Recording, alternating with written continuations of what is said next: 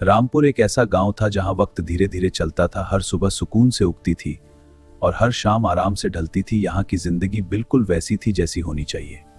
सुबह होते ही रामपुर जाग उठता था। कोई पानी भरता, कोई चाय पीता, बच्चे स्कूल भागते और बुजुर्ग चारपाई पर बैठाने वाले दिन का स्वागत करते। यही था रामपुर का रोज का नजारा। उसी गांव की एक छोटी सी गली के कोने में रहता था छोटू टेडी। हर सुबह चाय की चुस्की लेता, चिड़ियों को देखता और बेफिक्री से मुस्कुराता। यही उसकी जिंदगी थी। टेडी को गांव में सब प्यार करते थे। किसी का सामान उठाना हो, किसी को हंसाना हो या किसी का टूटा हुआ काम बनाना हो, टेडी हमेशा तैयार रहता था।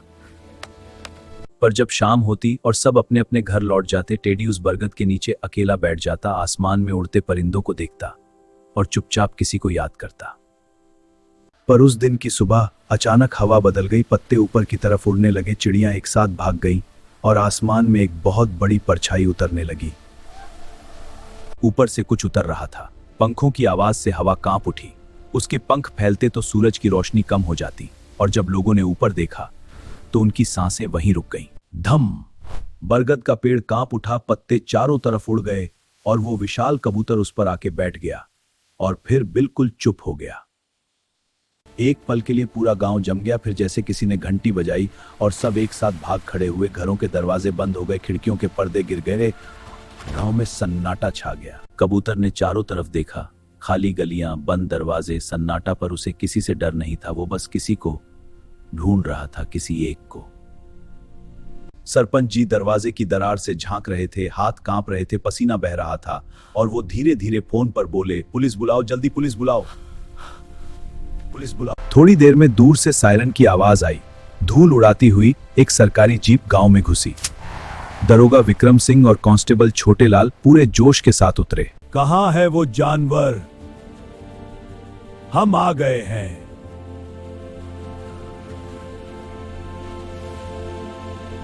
दरोगा जी ने मुड़कर देखा और एक पल में सारा रोब हवा हो गया। टोपी गिरी, लाठी गिरी और दोनों के पांव वहीं जम गए। कबूतर ने एक बार पलकें झपकाईं और दोनों एक साथ पीछे हट गए। एक कदम, दो कदम, तीन कदम और जीप के पीछे छुप गए। वर्दी हो या ना हो, डर सबको लगता है। टेडी ने दूर से शोर सुना, भागते कदमों की आवाज। फिर किसी ने चिल्लाया, बड़ा कबूतर आया, और टेडी के हाथ से चाय का कप छूट गया। सब उसके उल्टी तरफ भाग रहे थे। कोई उसे रोक रहा था, कोई चिल्ला रहा था, पर टेडी रुका नहीं। वो आगे बढ़ता रहा, बिल्कुल बेफिक्र, बिल्कुल शांत। टेडी बरगद के नीचे पहुंचा और ऊपर देखा। उसने धीरे से कहा, मोती। और उस एक नाम से उस विशाल कबूतर की आंखें नीचे की तरफ मुड़ गईं। मोती नीचे उतरा और टेडी के सामने आया। दोनों एक पल के लिए बस देखते रहे। फिर टेडी दौड़ा और मोती से लिपट गया। दो पुराने दोस्त बरसों बाद मिले थे। दरवाजों के पीछे से, खिड़कियों के पर्दों से सब देख रहे थे और किसी को कुछ समझ नहीं आ रहा था। यह छोटू टेडी उस विशाल कबूतर का दोस्त कैसे हो सकता है? पर यह दोस्ती कैसे हुई, ये जानने के लिए हमें 2 साल पीछे जाना होगा, उस शाम में जब टेडी बिल्कुल अकेला था। टेडी उस शाम खेतों के किनारे बैठा था, घुटनों में मुंह छुपाए चुपचाप रो रहा था। गांव में उसका भी कोई खास दोस्त नहीं था और वो अकेलापन बहुत भारी था। तभी उसके पैरों के पास कुछ गिरा, एक नन्हा सा कबूतर, बहुत छोटा, जिसका एक पंख टूटा हुआ था, और वो डरी हुई आंखों से टेडी को देख रहा था। डर मत, मैं तुझे तकलीफ नहीं दूंगा, पक्का। टेडी उसे घर ले आया, उसके टूटे पंख पर पट्टी बांधी, पानी पिलाया और रात भर उसके पास बैठा रहा। यह उसका पहला दोस्त था और वो उसे खोना नहीं चाहता था। धीरे धीरे वो नन्हा कबूतर ठीक होने लगा और दोनों के बीच एक अजीब सी दोस्ती पनपने लगी। टेडी ने उसका नाम रखा मोती और मोती ने उसे अपना सबसे खास इंसान मान लिया। मोती बड़ा होता गया और एक दिन उसने पंख फैलाए और आसमान को देखा। टेडी समझ गया मोती को अब जाना है और उसने रोक कर नहीं रखा। मोती ने एक आखिरी बार टेडी के माथे से अपना माथा मिलाया और उड़ गया। टेडी देखता रहा जब तक वो आसमान में एक छोटा सा बिंदु नहीं बन गया और फिर गायब हो गया। और टेडी ने सबको वो कहानी सुनाई जो आज तक सिर्फ उसे पता थी। गांव वाले सुन रहे थे, चुप थे और उनकी आंखें धीरे धीरे बदल रही थी। किसी की आंखें नम हो गईं, किसी ने अपने बच्चे को और कस के पकड़ लिया, किसी के चेहरे पर हैरानी थी और किसी के चेहरे पर शर्म।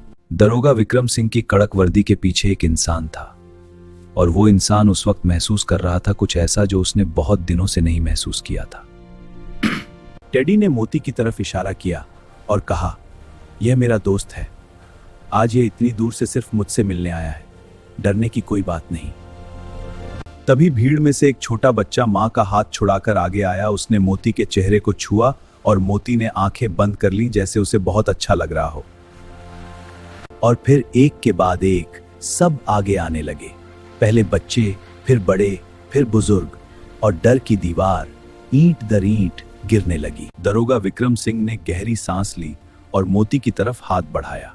मोती ने अपना पंख उनके हाथ पर रखा और दरोगा जी पहली बार सच में हंसे। देखते ही देखते वो सूना पड़ा चौक जिंदगी से भर गया। बच्चे मोती की पीठ पर चढ़ रहे थे। चाचा रमेश ने दुकान खोल दी और चाय की खुशबू हवा में घुल गई।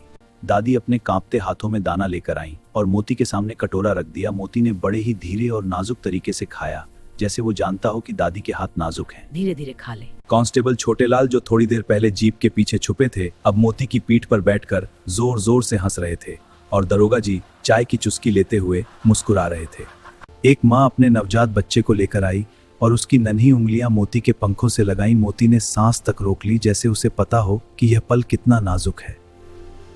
और उस सुनहरी दोपहर में पूरा रामपुर एक साथ था, मोती के चारों तरफ, और टेडी उसके सिर पर बैठा उस नजारे को देख रहा था जो उसने कभी सपने में भी नहीं सोचा था। टेडी की आंखों में आंसू आ गए, पर ये दुख के नहीं थे। ये वो आंसू थे जो तब आते हैं जब जिंदगी उम्मीद से ज्यादा खूबसूरत हो जाती है। हाँ मोटी, सब ठीक है, बिल्कुल ठीक है। किसी ने ढोलक निकाल ली, किसी ने ताली बजाई, बच्चे नाचने लगे, और मोती ने भी अपना बड़ा सा सिर धीरे से हिलाया, जैसे वो भी इस जश्न का हिस्सा हो। धीरे धीरे शाम ढलने लगी। बच्चे सो गए, बुजुर्ग घर लौट गए। चौक में अब सिर्फ वही बचे थे जिनकी यह कहानी थी। टेडी नीचे आया और बरगद की जड़ पर बैठ गया। मोती भी उसके पास आ गया। दोनों वैसे ही बैठे जैसे 2 साल पहले बैठते थे। कुछ नहीं बदला था। दोनों ने आसमान की तरफ देखा।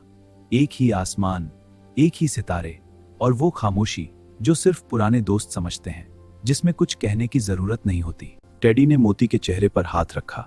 मोती ने आंखें बंद कर लीं, और उस एक पल में दोनों ने बिना एक शब्द बोले एक दूसरे से सब कह दिया।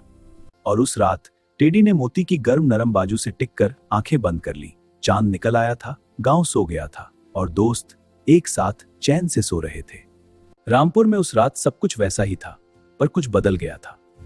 अब इस गांव में एक नया दोस्त था, और एक पुरानी दोस्ती ने साबित कर दिया था कि सच्ची दोस्ती कभी खत्म नहीं होती। दोस्तों, अगर आपको ये कहानी पसंद आई हो तो वीडियो को लाइक करो और चैनल को सब्सक्राइब करना मत भूलना।